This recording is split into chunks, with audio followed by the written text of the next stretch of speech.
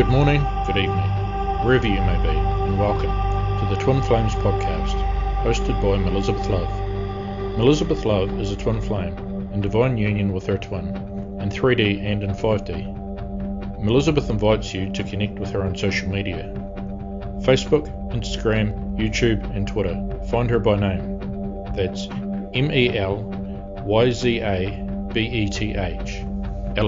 Love. Melyzabeth works one-on-one with twin flames in separation to help speed their journey to union. If her words resonate with you, please contact her on social media to find out more. But for now, please sit back and stay tuned. I'm Shane Peterson, your announcer, and we'll be right back with your host, Melyzabeth Love.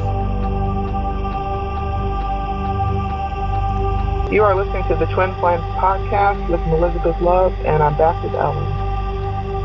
I'll tell you, one of the hardest things for me to overcome in this journey was realizing that when I go to the bathroom, he's in there with me. Yeah. That caused I never thought about it. You're right. That caused me to run for a while, and I was pretty intimidated by that. But you are soulmates. You share the soul, so everywhere you are, they are. So it was kind of intimidating for me, and I think that was one of my triggers and one of my energy blocks that I had to heal through, and I had to learn how to just embrace myself and to realize that I'm worthy of love in all that I am, and that, you know, we're made this way, and it's part of our natural being. But that, for me, that was a big one to have to move through. So that kind of took us some time to work through. That's funny. You know, I never even thought about it before you said that, but that. I'll tell you, I was raised mostly United Methodist, and you know, to be a modest young woman. And so I wasn't used to having any kind of distraction or other person present. You know, when you're doing things, you don't necessarily want to have other people around when you're doing, you know, usually things that happen in the bathroom. So you're exactly right. And my twin was raised a lot more open with his body. So to him, it's absolutely no big deal, you know, if I'm in the bathroom, to walk on in and do whatever he wants to do. And that was the challenge for me to really get there. And that's a challenge I think I worked through in the bubble love phase, because he was very adamant that if he needed to be in that bathroom, it didn't matter. He's like, you unlock this door and let me in. So that was a hard one for me. But it's fine now. I want to ask you a question that occurred to me when you were talking. I think there's typically two. There's more than two, but you know, for most people, it's going to fall into one way or the other. You either go through most of the layers of healing that one would go through alone in separation before you meet your twin, or you meet your twin and then you have to go back into separation to heal those layers, so you can ultimately come back together in divine union. Did you and your twin go through a separation phase, or did you feel like you sort of healed most of that with your catalyst before you met the twin? No, not at all. I didn't. I thought I was already healed when I surrendered to Source, and I got kind of wiped clean. You know how you get a fresh new start and you're Snow White, and I thought I was healed at that point. Then I was still with my catalyst, and that caused more heartbreak, which, as you know, causes energy block. And then of course, when I realized that I was wrong, here's my ego, and here's what I think a lot of other people are going to suffer through if they're not careful too. So I'm just going to share my experience and hope that it will help somebody else. But I was so stubborn about the other twin, and then when I realized it was that Brett was my twin, it took a lot of healing for me for my psyche and my ego to adapt to the fact that I was wrong about the other. I was wrong, and it hurt to accept that, and it hurt to accept that I didn't even recognize my own twin flame for several months, that I was that stubborn and that, you know, blind. And so my psyche had to kind of adapt to that, but also my whole spirit body had to then get cleansed again, because I was already tainted from that which is not love, right? Because I was still in a physical relationship with the other partner. And so it took me. A big part of our ego is that wounded inner child that so many of us carry around until we heal it. Right. But then what happened is I went into that kind of dark night of the soul, and I kind of, I had my mind blown, so I hadn't integrated all of the energy and all of the knowledge and wisdom that came with seeing my twin and understanding, I saw past lives with him and all that stuff. So I was profoundly given the pearl of wisdom, if you will.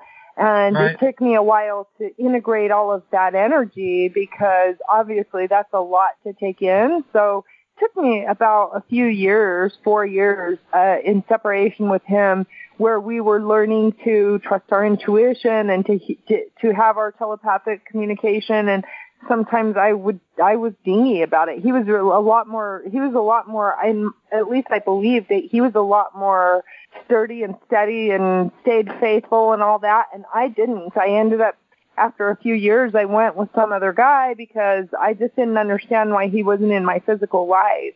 And then I had to learn the lesson from that and feel the pain in my soul, because once I had met him and then I went with another guy even, oh man, the pain was even worse than ever before. And so I had to go through the cleansing of that and the purification of that, and then I had to really just understand that, and I made a commitment to myself after that there's no way I'm going to be with anybody else ever again, because nobody can make me feel the way that he did. Just him being in my life made all of my pain go away. Wow. And so, and here I was out flopping around like a Looney Tune, and and I had to integrate it. I lived in my car for several months. Like I really went through quite a rough spin, even with when I get lessons, I get them hardcore. I get profound angelic experiences, and I also get deeply painful experiences too. So I always seem to have these high voltage extremes. But anyway, it takes a lot to get through to a Taurus, and I definitely feel some Taurus energy around you. Do you? I'm not a Taurus, actually. I'm a Cancer, which is even more weird because you have different planets in different places in your chart, so that it may well be that your Venus or your rising sign or something is in Taurus. It could be. But anyway, once I realized that it was him, then we were able to integrate our energy and have the alchemical marriage, and we went through the ceremonials and with the light language and light cords and all of that stuff. And so now there's obviously never ever going to be anybody that I would allow in my life like that but him ever again. I had to learn it as painfully as anybody could. And so we had been in separation for a lot of years apart. We didn't go through this in the physical life together. You are listening to the Twin Flames podcast with Melyzabeth Love. This is Melyzabeth, and I'm back with Ellen. Now, Brett Trigger, your twin, would you define him, or does he define himself as a light worker or something else? I don't think that either one of us really likes labels, including light worker labels, even though we were initiated to understand that was the work we were doing. But the labels themselves, really, for me, I'm really turned off with them, especially in the spiritual community, just because. Honestly, I agree. It's for the listeners at home. We tend to define things a certain way, and that's likely a word that they can grasp onto. I don't really define myself as a light worker. I'm just Melyzabeth. But I kind of see that my twin isn't into New Age stuff at all. But he's a shaman. And he's starting to kind of recognize this in himself as well. So I'm a clairvoyant, and his path is very different than mine. I feel like you have clairvoyant abilities and all that stuff too.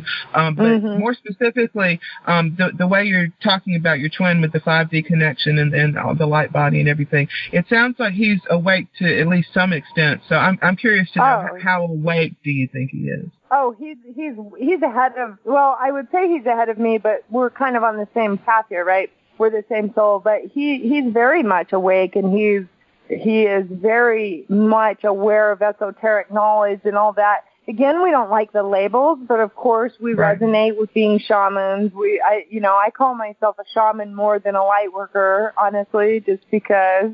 But I can connect with light workers because, of course, that's what I was guided to do was light work. I'm just careful about it because I think that even as empaths and all that, we tend to get even caught in those labels, and then those labels can trip us up. So I like to just kind of flow with it, and I can resonate with being called a witch. I can resonate with being called Mormon. I can resonate with being called a devil worshiper. Any of them. You call me any of them, and I can connect with you on any level of those things, because we're everything, right? We're a part of everything. The labels can be an ego trap.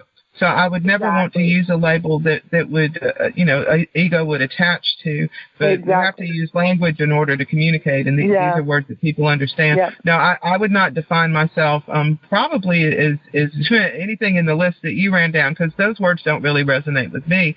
But I certainly understand that they resonate with some people, and at least this is language that people can understand when we use words like this.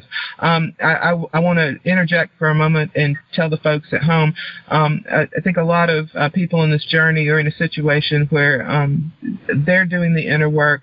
They may resonate more with the DF energy, the divine feminine energy, and then they look at their twin, and their twin appears to be utterly unawakened, probably resonates more with the DM energy, the divine masculine, maybe is the runner, if they're in a runner-chaser stage. And I just want to make sure the folks at home, don't worry.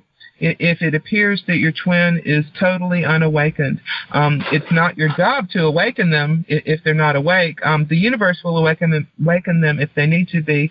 But I said this on a previous podcast, and I'll interject it again.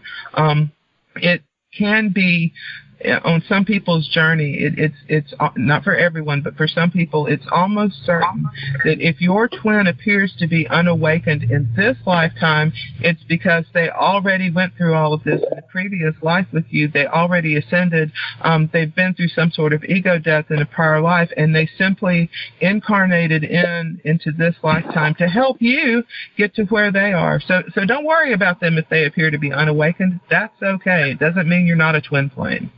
Yeah, and see, I kind of see that a little bit differently because we share the same energy. So as I was working on my own soul and healing my own soul and going to source and going through all those soul lessons, it was also causing a trigger within his spirit energy to cause him. So I feel like if you're a twin and you're doing your self-work, and you're really having profound awakening experiences and things like that, your twin is going to be having them with you because you feel everything together, right?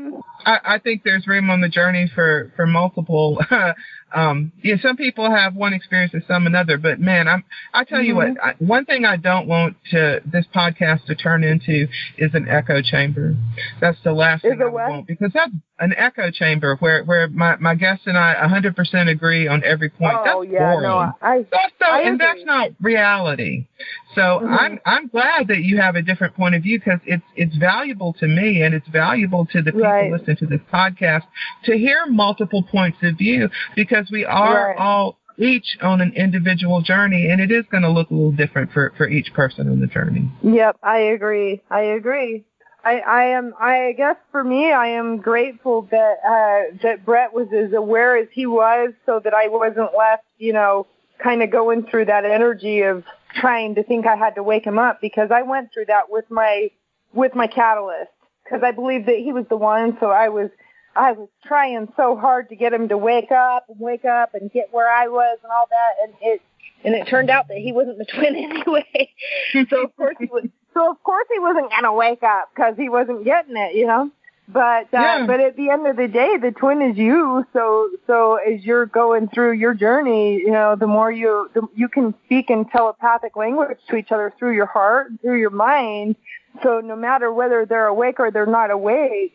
And I do agree to some degree that there's, a little difference between one being more awake than the other a little bit, because I think my Brett, I think that he was always slightly ahead of me to some degree.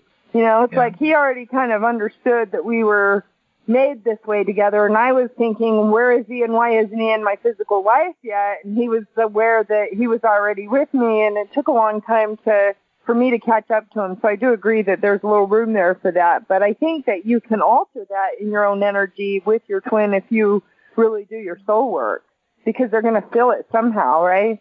Hopefully. They are. Yes, absolutely. Absolutely. They're going to feel it. So I don't know. All I can say is it's taken us a long time to get to this point. It's not the easiest thing in the world, but it's worth it. Yeah, it's worth it. You have been listening to the Twin Flames podcast, hosted by Melyzabeth Love. This is Melyzabeth Love, and I'm back with Ellen. I didn't hear your story with your twin flame, though. Well, I'll run over it briefly. I've covered it in a prior podcast, but I know some people are probably going to start. Some of your followers are going to start from this point and not have heard it before. My twin and I passed like ships in the night in summer of 1999. We worked in the same building at the same time. Later on, when we were in the bubble love phase and figured out that we'd been at the same place at the same time, we realized that we had each taken note of the other and were very strongly attracted to each other. But he was in a karmic relationship. I was in a karmic relationship. It just didn't work out. But we did notice each other. And then 10 years later, through a very bizarre set of circumstances, we ended up in the same place at the same time. I was working at a nonprofit as their fundraiser. He was volunteering at that same nonprofit because he was so devoted to the mission, and the circumstances kept forcing us together. And he pursued me. You know, I remember the first time I saw him there, and I thought he was a good bit younger than he actually was. And so I told myself, you know, down girl, 16 will get you 20. Well, he was a lot older than I thought he was. He just looks young for his age. So we knew each other for about 90 days, and he really pursued me and wore me down. And we finally went out on a first date.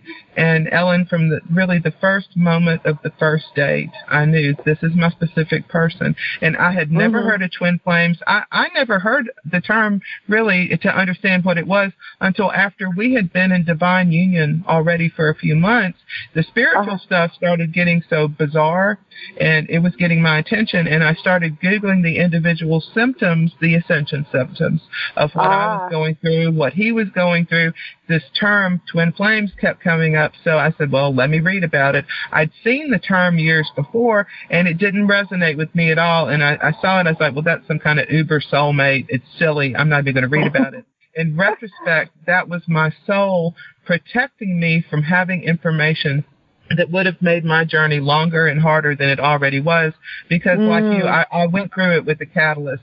And if I'd known anything about twin flames, I would have sworn up and down on a stack of Bibles that catalyst was mine. The synchronicities were there, the signs were there, that we had telepathic communication, but it just never worked out. It was really a one-sided obsession on my side, and he was mildly interested, but it never worked out. We got blocked from going into relationship, and I went into relationship with my twin after I'd known him for about 90 days.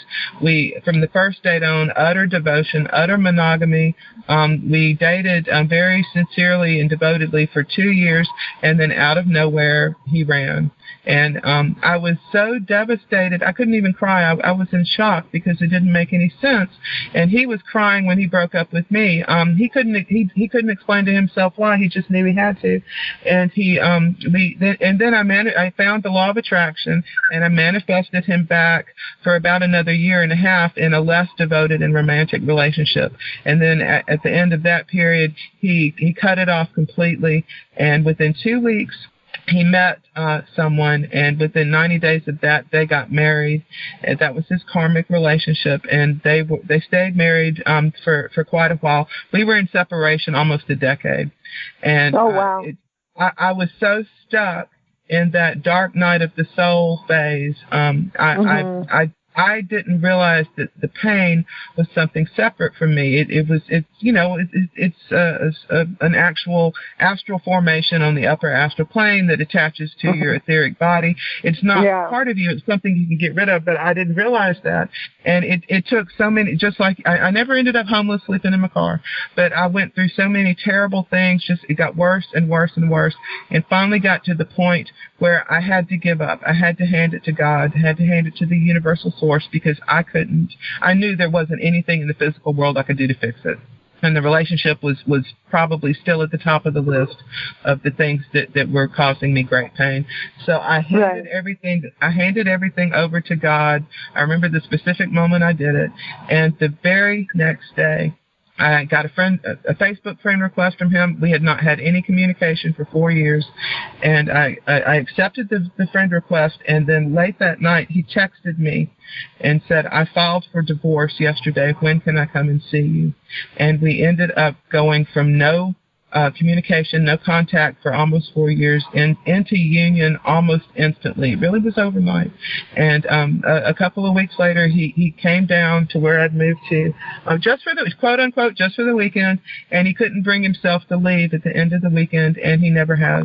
So we ended up moving from that place to where we are now in California. We bought an RV together, and so we've been in divine union about 2.5 years now. And it was, I'll tell everybody, from sitting from the position that I feel so fortunate to be in union with my twin.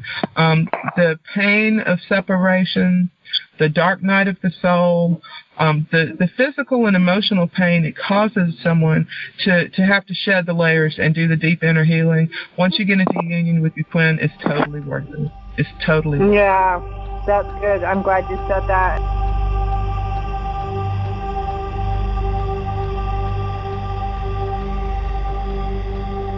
You have been listening to the Twin Flames podcast hosted by Melyzabeth Love.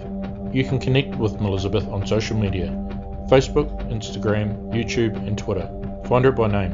Again, that's Melyzabeth Love. This broadcast is copyrighted in whole and in part by Melyzabeth Love Productions. All rights are reserved under law. This has been your announcer Shane Peterson, coming to you from the beauty and natural wonder of New Zealand. And until next time, we thank you for listening.